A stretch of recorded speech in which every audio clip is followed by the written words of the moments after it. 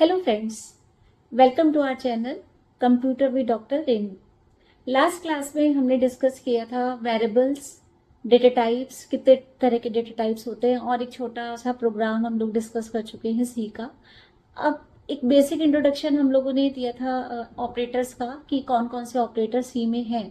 तो इस वीडियो में मैं कवर करने वाली हूँ अरिथमेटिक ऑपरेटर। मेनली अरिथमेटिक मतलब कैलकुलेशन करने वाला। तो एक कैलकुलेशन वाले ऑपरेटर्स जैसे आप मैथ्स में पढ़ते आए ना अभी तक, प्लस होता है, माइनस होता है, मल्टीप्लिकेशन करते हो आप, जोड़ घटा गुणा, वो वाले सारे ऑपरेटर्स। तो सी लैंग्वेज में कौन से ऑपरेटर के लिए कौन सा सिंबल है, कैसे आप डिवाइड करोगे, अगर आपको किसी को किसी से भाग करना है या मतलब आप डिवाइड करना चाहते हो तो कौन सा ऑपरेटर यूज करेंगे, वो सारा हम लोग यहाँ पे डिटेल में पढ़ेंगे। और उसके अलावा एक नए ऑपरेटर्स और भी हैं जो कि काफ़ी इंपॉर्टेंट है, unary operators, plus plus and minus minus, उसको भी थोड़ा सा डिटेल में डिस्कस करेंगे। ओके, तो चलिए फिर स्टार्ट करते हैं। तो आज का हमारा टॉपिक है arithmetic operators in C. Arithmetic का मतलब क्या होता है? कुछ भी कैलकुलेशन करना। ओके, तो हमें जैसे कुछ भी कराना है बेटा, प्लस माइनस मल्टीप्लिकेशन या कुछ भी आप करवाना चाहते हो, कोई भी कैलकुलेशन टाइप की चीज करानी होती है तो आपको उस केस में अरिथमेटिक ऑपरेटर्स यूज करने पड़ेंगे। तो कौन सा है? जैसे आप अपने मैथ्स में क्या करते हो कि ये प्लस यूज होता है दो नंबर को जोड़ने के लिए, ये ऐसे, ये वाला किस चीज का साइन है? गुणा करने का, मल्टीप्लाई करने का। ठीक है, लेकिन कंप्यूटर को ये नहीं पता कि मल्टीप्लिकेशन का साइन है। कंप्यूटर यूज करता है एस्ट्रिक्स मल्टीप्लिकेशन के लिए। तो चलिए इसको डिटेल में करते हैं। 5 अरिथमेटिक ऑपरेटर्स आर देयर। 5 हैं आपके। कौन कौन से हैं? प्लस, प्लस यूज होता है एडिशन करने के लिए, कि अगर आपको जोड़ना है दो नंबर्स को तब आप यूज करोगे ये वाला ऑपरेटर, प्लस ऑपरेटर। ठीक, दो नंबर्स को सब्ट्रैक्ट करना है अगर, तो आप यूज करोगे माइनस साइन। आपके कीबोर्ड पर है, माइनस साइन को आप यूज कर लोगे। आपने लिखा x is equal to y minus z, तो क्या होगा? y में से z माइनस हो जाएगा। ठीक, मल्टीप्लिकेशन के लिए आपके पास है एस्ट्रिक्स साइन। ये मल्टीप्लिकेशन का साइन है।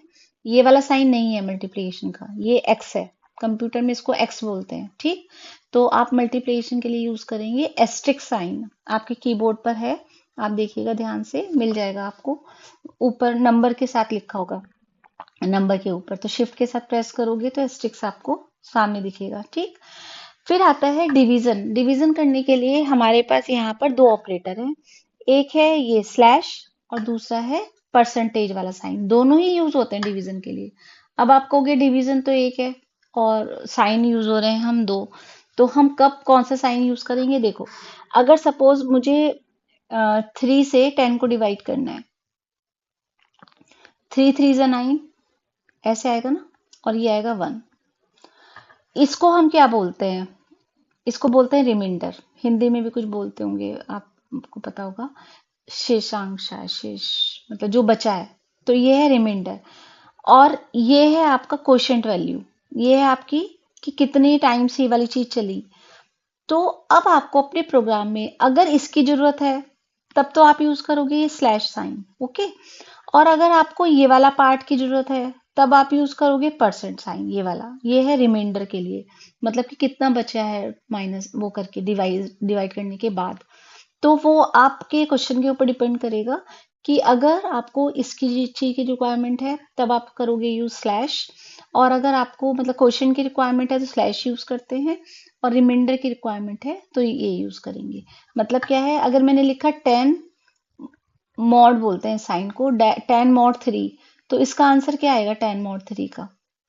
ये किस लिए यूज हो रहा है? रिमाइंडर के लिए। रिमाइंडर की वैल्यू क्या है? 1, तो इसका आंसर आएगा 1। जबकि अगर मैं लिखूंगी 10 डिव 3, इसको डिव डिव ऑपरेटर बोलते हैं, तो उस केस में आंसर आएगा ये वाला। तो हमारे हमारे जैसे जैसे रिक्वायरमेंट होगी उस तरह से हम डिवीजन या रिमाइंडर ऑपरेटर्स को यूज करेंगे। दोबारा से देख लीजिए। एडिशन कराने के लिए प्लस ऑपरेटर, दो नंबर को माइनस करना है तो सब्ट्रैक्ट ऑपरेटर, माइनस ऑपरेटर। दो को मल्टीप्लाई करना है तो एस्ट्रिक साइन यूज होगा मल्टीप्लिकेशन के लिए। अगर आप दो नंबर्स को डिवाइड करना चाहते हो, एक को दूसरे के साथ डिवाइड करना चाहते हैं, तो आपके पास दो ऑपरेटर्स हैं। या तो आप अगर आपको क्वोशिएंट वैल्यू चाहिए तो आप स्लैश ऑपरेटर यूज करोगे, ये वाला डिव ऑपरेटर भी बोलते हैं इसको, स्मॉल इसमें डिव ऑपरेटर ऐसे। और अगर आपको रिमाइंडर चाहिए तो उस केस में आप यूज करते हो परसेंट साइन, इसको हम मॉड भी बोलते हैं। तो दोनों एक ही चीज है, मॉड ऑपरेटर आप यूज करते हो। तो ये आपके 5 अरिथमेटिक ऑपरेटर्स हैं सी के अंदर जो आप यूज करोगे। ठीक, की कंसेप्ट क्या है यहाँ पर इंटीजर डिवीजन का? जैसे आपने लिखा 17 4 से आप डिवाइड कर रहे हो 17 को, मैं यहाँ पे करके दिखाती हूँ आपको। तो 4 चौक 16 ऐसे ना, 16 यहाँ पे आ गया, यहाँ पे बचा 1।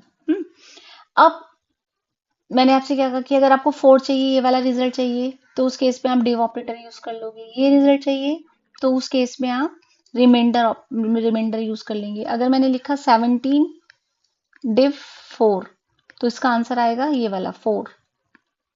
और 17 मॉड 4, मतलब इसका आंसर आएगा ये वाला, इट मीन्स 1।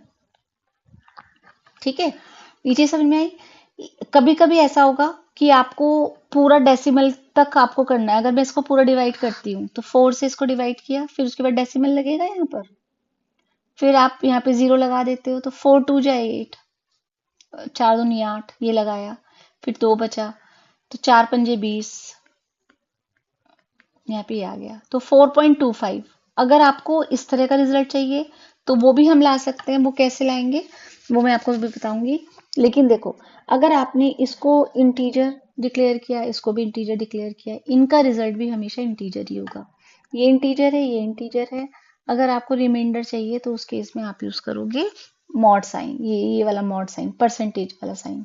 और अगर आपको क्वोशिएंट वैल्यू चाहिए, मतलब इधर वाली वैल्यू चाहिए, तब आप इसको करेंगे div operator.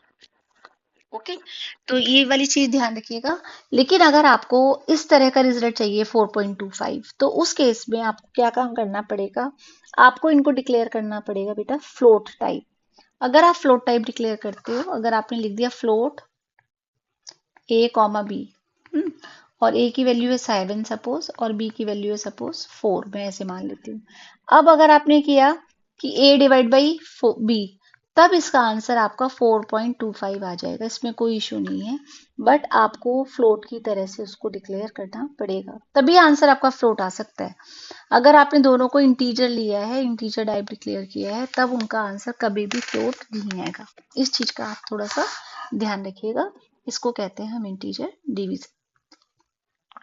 Data type precision हमने पढ़ा ही था पहले ही, कि अगर आप इंटीजर लेते हो तो 2 बाइट लेता है, फ्लोट लेता है 4 बाइट, और डबल लेता है 8 बाइट। तो जब आपने डिक्लेयर कर दिया ना ऐसे कि इंट ए कॉमा बी, और फिर आपने लिखा कि ए की वैल्यू 20 है, बी की वैल्यू सपोज 5 है, तो ए ने भी 2 बाइट से स्टोर की होंगी, बी ने भी स्टोर की होंगी। अब आप जब मैं इसको 21 कर देती हूँ जिससे कि थोड़ा सा वो हो जाए। तो a डिवाइड बाई बी लिखा आपने, a डिवाइड बाई बी करने से 5 से आप 21 को डिवाइड कर रहे हो, 5 चौक 20, यह है ना 1।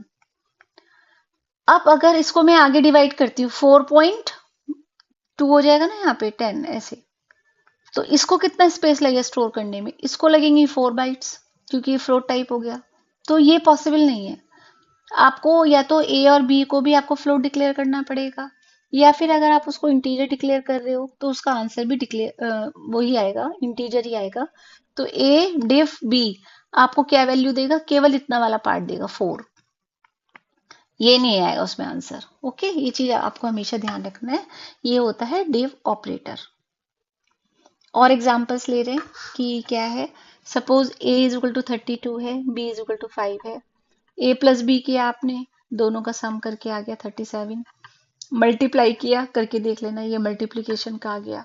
लेकिन अगर आप डिफ या मॉड करते हो तो थोड़ा सा डिफरेंट है। 5 से आपने डिवाइड किया 32,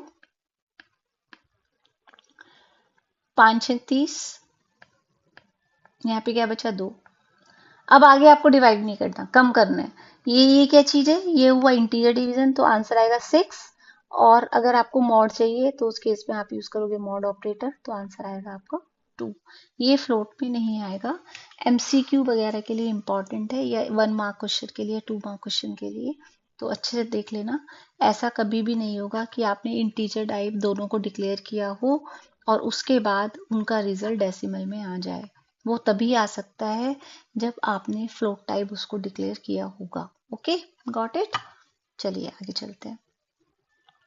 फ्लोट ऑपरेशन दिखा रखे हैं। फ्लोट ऑपरेशन, अगर आपने ए को फ्लोट टाइप डिक्लेयर कर दिया, बी को भी फ्लोट टाइप डिक्लेयर किया, तो उस केस में ए प्लस बी सिंपल वैसे ही है जैसे हम करते आए हैं। माइनस का मतलब सब्ट्रैक्शन हो रहा है, मल्टीप्लिकेशन डिव हो रहा है।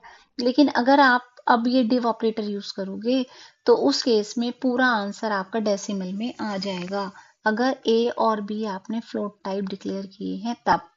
फिर ए मॉड बी का क्या होगा, ए मॉड बी, ये वर्क नहीं करेगा, it will give you error. हमेशा याद रखना, सिंपल सा एक स्टेटमेंट है कि मॉड ऑपरेटर केवल इंटीजर पर काम करते हैं। मॉड ऑपरेटर के लिए, mod operator can not work on float values. Mod operator को आप फ्लोट पर यूज नहीं कर सकते, तो this will be wrong. Division के लिए सिंपल सा एक स्लैश ही है, डिव ऑपरेटर ही है, और वो आपको पूरा आंसर देगा, क्योंकि उसमें तो वो डिवाइड करता रहेगा ना, हमेशा रिमाइंडर 0 ही आएगा एक तरह से। तो मॉड ऑपरेटर कभी भी फ्लोट के ऊपर काम नहीं करते हैं। Okay, got it. फिर आता है करेक्टर ऑपरेशन। अगर आपको दो कैरेक्टर्स हैं तो उस केस में आप उसको कैसे ऑपरेट करवाओगे, यहाँ पर बिल्कुल ट्रिकी है। देखो, दो तीन चीजें आप याद कर लेना। कैपिटल ए की वैल्यू जो होती है, स्काई वैल्यू 65 होती है, वो ये आपको लर्न करना पड़ेगा। स्मॉल ए की वैल्यू होती है 97 और जीरो की वैल्यू होती है 48। ठीक, कंप्यूटर के अंदर ए एज इट इज स्टोर नहीं हो सकता। ए को वो 65 में स्टोर करता है अंदर, उसको ए समझता तो है लेकिन उसको वो प्रोसेस नहीं कर सकता। इस चीज को हम क्या कहते हैं, एस्काई वैल्यू। तो कैपिटल ए की 65 है, तो ए के बाद क्या आता है, बी, बी की फिर 66 होगी।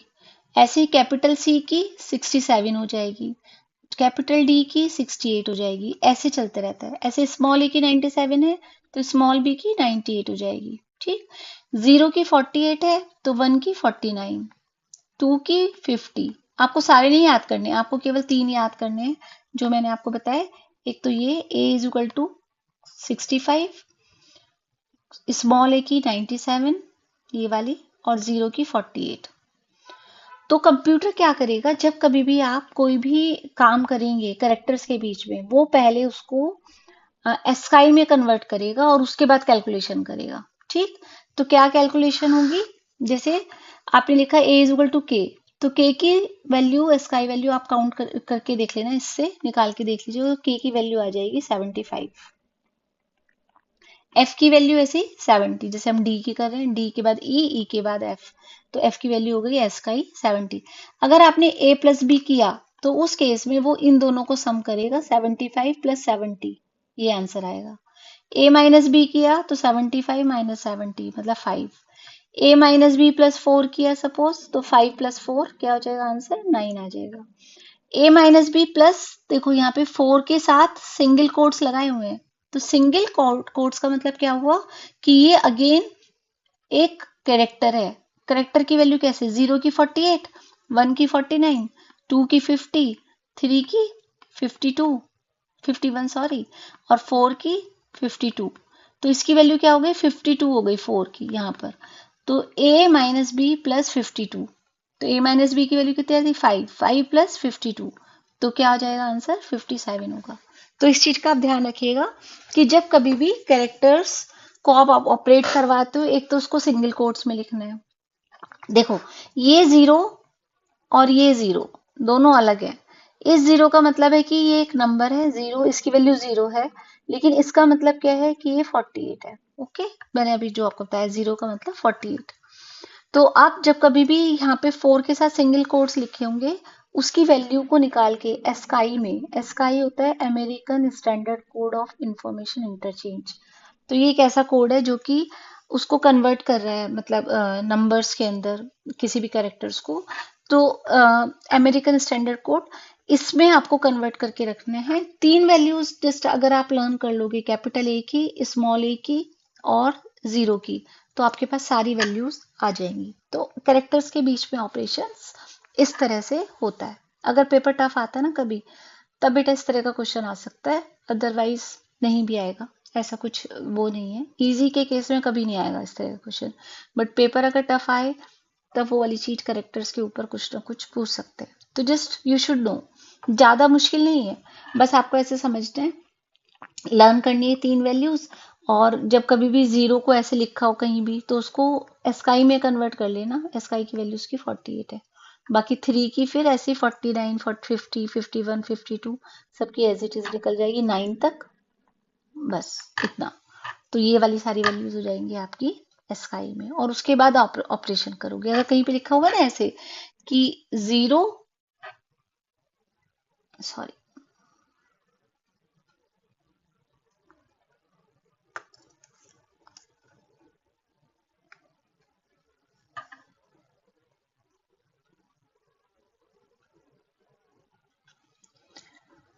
अब यहाँ से स्टार्ट करें। कहीं पे लिखा हुआ है ना ऐसे कि 0 + 5, तो आंसर क्या आएगा 5। लेकिन अगर लिखा हुआ है 0 + 5 और ऐसे सिंगल कोट्स में ऐसे, तो इसका आंसर 5 नहीं आएगा। क्या होगा इसका आंसर, सोचिए बताओ। 0 का मैंने क्या बताया आपको 48, 1 का फिर 49, 0 का 48, 1 का 49, 2 का 50, 3 का 51, 4 का 52, 5 का क्या हुआ 53। तो ये क्या हुआ 48 + 53। ये जो इनका सम करके आंसर आएगा वो आपका यहाँ पर आंसर होगा। 0 + 5 अगर सिंगल कोट्स में है तो उनका आंसर 5 नहीं होगा। ओके, ये हुआ आपका अरिथमेटिक ऑपरेटर्स। अब आता है नेक्स्ट आपका यूनरी ऑपरेटर्स। यूनरी मींस, देखो जो हमने अभी तक अरिथमेटिक ऑपरेटर्स पढ़े हैं वो सब थे आपके बाइनरी। बाई का मतलब होता है हमेशा 2, तो जिनके लिए जो 2 के बीच में अप्लाई होंगे, कभी भी एक के ऊपर आप उसको अप्लाई नहीं कर सकते। जैसे आप हमेशा ऐसे लिखोगे x + y ऐसे, तो ये 2 ऑपरेंड्स हैं, 2 के बीच में आप जो ऑपरेटर लगाओगे उसको हम बोलते हैं बाइनरी ऑपरेटर। लेकिन यूनरी ऑपरेटर का मतलब है कि एक के लिए आप ऐसे कोई लिख सकते हो कि c = +y, इसके लिए आपको यहाँ पे कुछ ना कुछ ऑपरेंड चाहिए चाहिए जरूर, तो वो बाइनरी ऑपरेटर होता है। लेकिन यूनरी ऑपरेटर में जो केवल एक के ऊपर अप्लाई हो, जैसे आपको लिखना है x = x + 1 ऐसे, क्योंकि x में ही आप ऐड कर रहे हो तो आप इसको सीधा सीधा इस पूरे स्टेटमेंट को वी कैन राइट ++x ऐसे। तो इस ये जो बड़ा सा स्टेटमेंट था इसकी जगह हम ये भी लिख सकते हैं। और ये कितने में अप्लाई हो रहा है आप देखो, x और केवल x के साथ लगा दिया प्लस प्लस, तो इसको इसलिए हम कहते हैं यूनेरी। यूनी मतलब 1, तो केवल एक ऑपरेंड के ऊपर जो अप्लाई होगा वो होता है आपका यूनिरी ऑपरेटर। और उसमें आपके आ जाते हैं 2 ऑपरेटर्स हैं, एक है इंक्रीमेंट के लिए और दूसरा आप अपने आप ही समझ गए होंगे ये है डिक्रीमेंट के लिए। तो कहीं भी लिखा हुआ है ++x, तो इसका मतलब है ये चीज लिखा हुआ है -x, तो उसका मतलब क्या है x = x - 1। इनको हम कहते हैं इंक्रीमेंट ऑपरेटर और this is decrement operator. Decrement operator एक से डिक्रीज करने के लिए वैल्यू को, और इंक्रीमेंट ऑपरेटर एक से प्लस करने के लिए, +1 करना है अगर आपको, तब आप इंक्रीमेंट ऑपरेटर यूज करोगे, और डिक्रीमेंट ऑपरेटर आप यूज करेंगे अगर आपको 1 माइनस करना है उसमें से। ओके, अब इसमें थोड़ा सा वेरिएशन है। थोड़ा सा वेरिएशन कैसे, जो मैंने अभी लिखा ++a और या फिर a++, इंपॉर्टेंट है। Again interview point of view से भी बहुत इंपॉर्टेंट है। कभी आप अपना फर्स्ट इंटरव्यू देते हैं तो उस केस में भी काफी पूछते हैं प्री एंड पोस्ट इंक्रीमेंट, तो उसका क्या मतलब है। देखो ++a लिखते हो या a++ लिखते हो, तो दोनों एक जैसे भी हैं और दोनों थोड़े से अलग भी हैं। तो क्या डिफरेंस है दोनों के बीच में, वो भी देख रहे हैं हम लोग। देखिए, अगर आपने ++a लिखा और a++ लिखा, ये तो पक्का है कि दोनों की वैल्यू का मतलब यही है, a = a+1, यही है, इसके अलावा कुछ नहीं है, दोनों का मीनिंग यही है। तो फिर डिफरेंस कहाँ पर है, डिफरेंस ये है कि देखो, आप देखो ++a, इसमें पहले ++ है ना, तो ये पहले क्या करेगा, पहले इंक्रीमेंट करेगा फिर दूसरा काम करेगा। अगर किसी एक्सप्रेशन में एक से ज्यादा एक काम होते हैं तो उस केस में वो पहले इंक्रीमेंट करेगा फिर वो दूसरा काम करेगा। और पोस्ट इंक्रीमेंट पे ए प्लस प्लस, तो पहले वो काम करेगा दूसरे वाला जो हम कह रहे हैं, उसके बाद इंक्रीमेंट करेगा। तो पहले वो ए की वैल्यू को प्रिंट कर लेगा या जो कुछ भी करवा रहे हो आप, और उसके बाद वो उसको वो करेगा, इंक्रीज करेगा। ठीक है, 1 मिनट का पॉज है यहाँ पर, अभी आते हुए।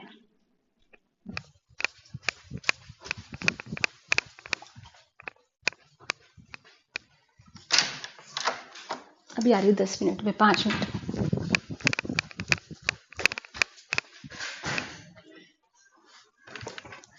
हाँ जी, फिर से स्टार्ट करते हैं।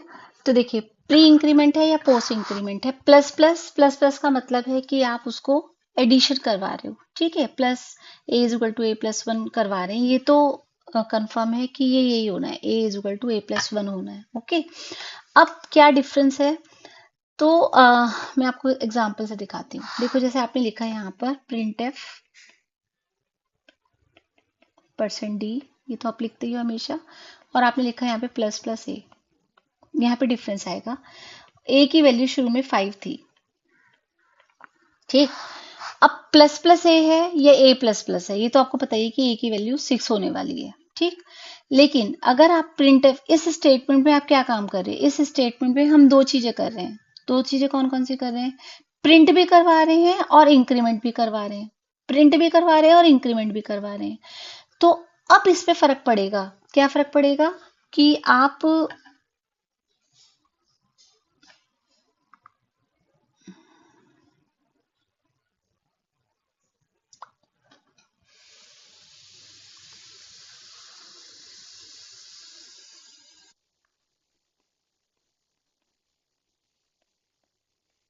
फिर से स्टार्ट करते हैं।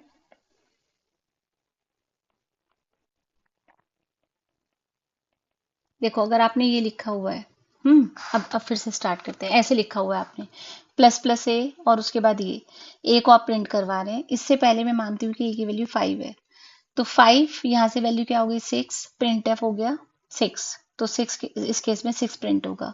और अगर आप यहाँ पे ए प्लस प्लस भी लिखते हैं तब भी यहाँ पे 6 से प्रिंट होगा। फर्क कहाँ पे आएगा, अगर ये कुछ नहीं लिखा आपने, ए की वैल्यू इनिशियली 5 है और आप यहाँ पे लिखते हो प्लस प्लस ए। अब थोड़ा सा ध्यान से देखना बेटा, अब इस केस में क्या होगा कि इस स्टेटमेंट को अगर आप देखें तो यहाँ पे दो काम हो रहे हैं, प्रिंट भी हो रहा है और प्लस प्लस भी हो रहा है। अगर आपने लिखा है प्लस प्लस ए, तो प्लस प्लस पहले लिखा है ना, तो पहले प्लस प्लस होगा उसके बाद प्रिंट होगा। इसका मतलब आपने ए की वैल्यू यहाँ पे 5 डाली थी, पहले आप प्लस कराओगे तो 5 प्लस 1 6 हो जाएगा, और 6 के बाद तो इसका आंसर जो आएगा वो 6 होगा। ओके, लेकिन अगर आप इसी में अगर आप यहाँ पर परसेंट डी कॉमा ए प्लस प्लस लिख रहे हो, तो उस केस में क्या होगा, प्लस प्लस बाद में हो रहा है, तो ये पहले, क्योंकि हम प्रिंट तो करवा ही रहे थे, मतलब इस स्टेटमेंट दो काम हो रहे हैं, प्रिंट भी हो रहा है और ये भी हो रहा है, तो पहले प्रिंट करेगा और इंक्रीमेंट बाद में करेगा। तो ए की वैल्यू प्रिंट जो होगी वो 5 ही होगी, 5 यहाँ से चल रही थी तो 5 ही प्रिंट होगी। अगले स्टेटमेंट के लिए यहाँ पर वैल्यू 6 हो जाएगी, लेकिन इसमें प्रिंट जो काम हो रहा है वो यहाँ पर 5 ही प्रिंट होगा। तो ये दोनों के बीच में थोड़ा सा डिफरेंस है, दोनों काम एक ही कर रहे हैं, दोनों प्लस प्लस वन ही कर रहे हैं, उसमें भी प्लस वन हो रहा है उसमें भी प्लस वन हो रहा है। लेकिन अगर एक स्टेटमेंट में दो चीजें हो रही हैं, जैसे इसमें हो रही है दो चीजें या इसमें हो रही है, तो उस केस में अगर आपने प्लस प्लस किया है तो पहले प्री प्री इंक्रीमेंट है, ये है प्री, पहले काम करो, पहले एडिशन करो, उसके बाद ये चीज करनी है। जबकि इसमें पहले ये वाला काम करना है उसके बाद एडिशन करते हैं। तो ये थोड़ा सा बेसिक डिफरेंस आ जाता है, इंटरव्यू पॉइंट ऑफ व्यू से इम्पॉर्टेंट है। या छोटा सा आपका कोई क्वेश्चन ऐसे आ सकता है कि भाई यहाँ पर इसको आप एक्सप्लेन करिए कि इन दोनों के बीच में क्या डिफरेंस है, या what will be the output, क्या इसका आउटपुट होगा, उस तरह से वो वाली चीजें आ सकती हैं। ओके, तो स्टूडेंट्स, आज के वीडियो में हमने एक इम्पॉर्टेंट कंसेप्ट को समझा। आप इस टॉपिक को फिर से रिवाइज करिए, और अगर आपको वीडियो हेल्पफुल लगी है तो आप इसको लाइक करिएगा, सब्सक्राइब करिएगा। अगर आपको कोई भी डाउट है इस पेपर को लेकर या इस टॉपिक को लेकर तो आप कमेंट बॉक्स में लिख सकते हैं, मैं कोशिश करूंगी जल्दी से जल्दी रिप्लाई करने के लिए। तो चलिए फिर नेक्स्ट क्लास में मिलते हैं एक नए टॉपिक के साथ। Thank you. Happy learning.